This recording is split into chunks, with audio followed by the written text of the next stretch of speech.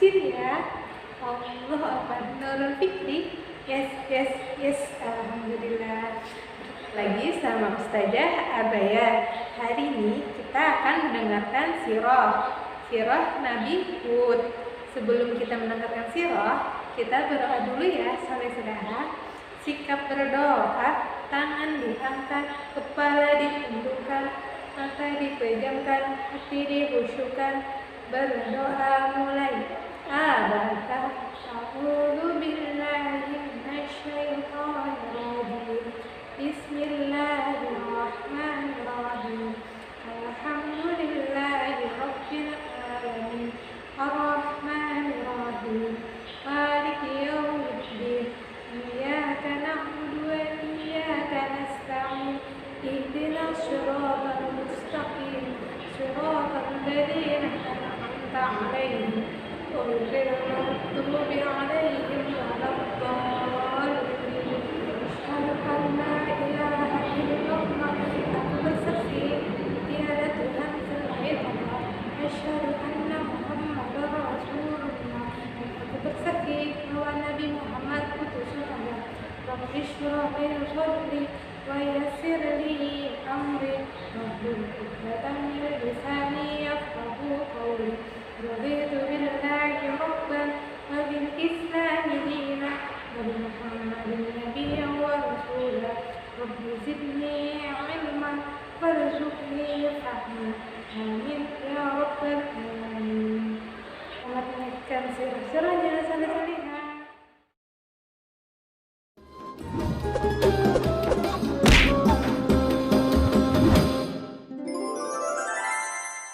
Kisah Nabi Hud alaihi salam. Setelah peristiwa banjir besar berakhir, Nabi Nuh dan pengikutnya memulai kehidupan yang baru dalam keimanan yang tinggi kepada Allah Subhanahu wa Ta'ala, tanpa gangguan orang-orang kafir. Keturunan mereka kemudian menyebar ke berbagai wilayah yang luas. Ad adalah keturunan Nabi Nuh dan putranya Sam bin Nuh. Keturunan Ad kemudian dikenal sebagai kaum Ad. Kaum Ad bertumbuh tinggi besar, kuat, dan cerdas. Mereka tinggal di daerah dekat Yaman. Kaum Ad dianugerahi Allah daerah yang subur, sungai-sungai yang mengalir, kebun-kebun yang luas, dan hasil bumi yang melimpah.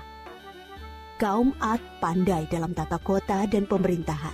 Mereka mahir membuat bangunan-bangunan tinggi, megah, dan indah dari gunung pasir di puncak-puncak bukit. Mereka juga membuat benteng-benteng yang kokoh dan saluran irigasi dan kolam-kolam. Ternak mereka pun berkembang dengan baik. Dengan anugerah Allah yang luas dan kerja keras mereka itu, kaum Ad menjadi makmur dan lebih maju dari kaum lainnya, serta lebih disegani. Hal ini membuat mereka sombong dan bermegah-megahan. Mereka menilai kemuliaan berdasarkan kekayaan dan kekuasaan. Pada mulanya, mereka adalah kaum beriman yang menyembah Allah. Lama-kelamaan, mereka mulai menyembah berhala dan patung-patung dari tokoh-tokoh mereka. Berhala yang mereka agungkan adalah Syamut dan Al-Hatar. Mereka menyerang kaum-kaum yang lain di sekitar mereka. Mereka selalu menang dalam peperangan. Mereka berlaku kejam dan sewenang-wenang terhadap para tawanan.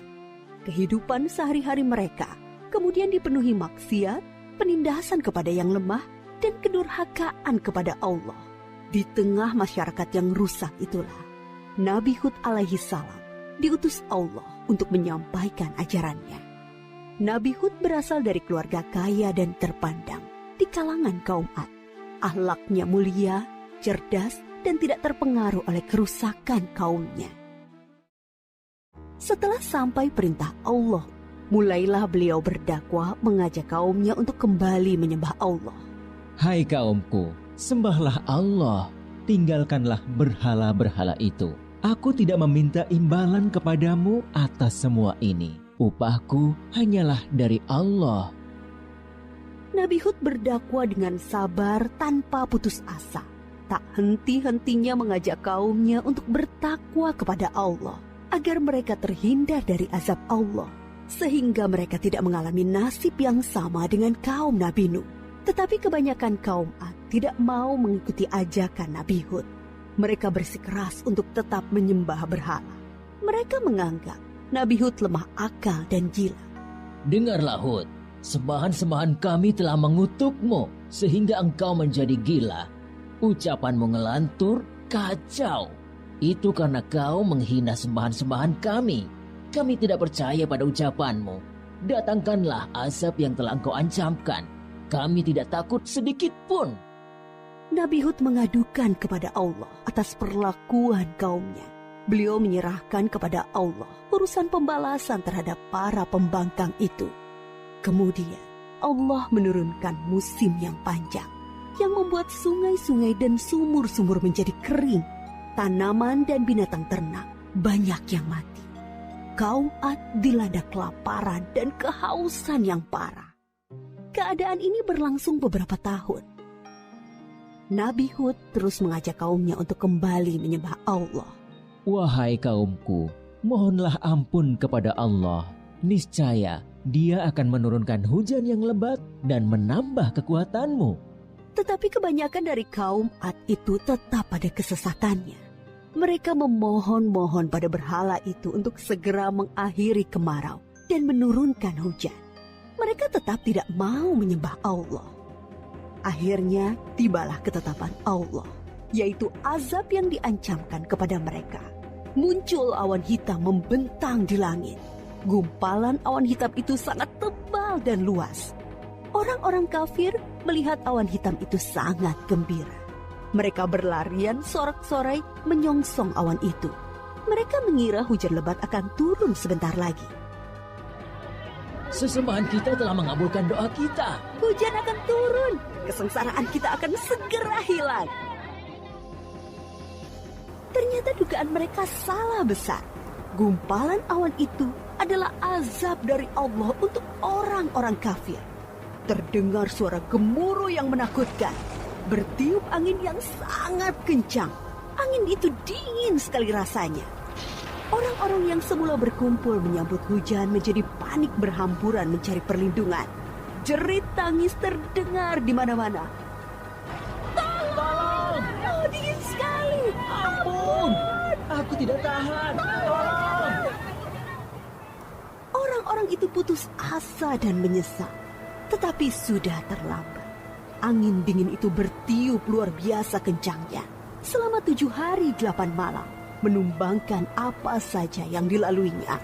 Pohon-pohon, gedung-gedung megah, rumah-rumah, patung-patung, berhala, semua rusak porak-poranda.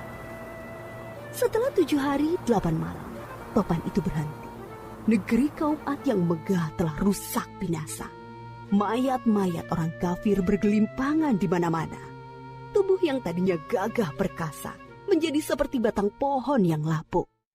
Hanya Nabi Hud dan pengikutnya yang diselamatkan oleh Allah dari azab itu.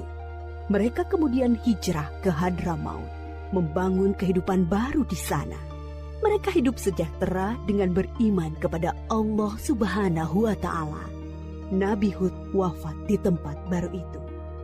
Kisah Nabi Hud mengajarkan kepada kita bahwa kekayaan, kepandaian, kekuatan tubuh yang dibangga-banggakan kaum Ad akhirnya musnah. Kesombongan dan kesesatan kaum mereka mengundang amarah Allah. Kita harus menjadi umat yang maju dan kuat, tetapi jangan meninggalkan keimanan dan ketakwaan kepada Allah.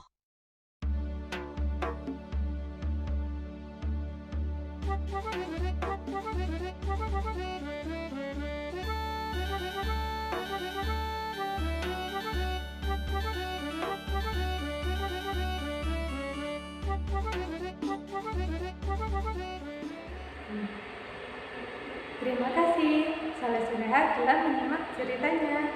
Sekarang, karena kita sudah selesai, kita berwakil belajar ya, Saleh Sirehat. Sikap berdoa, tangan diangkat, kepala ditundukkan, mata dipejamkan, hati dihusyukkan, berdoa mulai. Abata, a'udzu billahi minasyaitonir rajim. Bismillahirrahmanirrahim. Wal 'ashr. Innal insana lafi khusr. Illal ladzina amanu wa 'amilus shalihati wa tawassaw bil haqqi wa tawassaw bis sabr. Subhan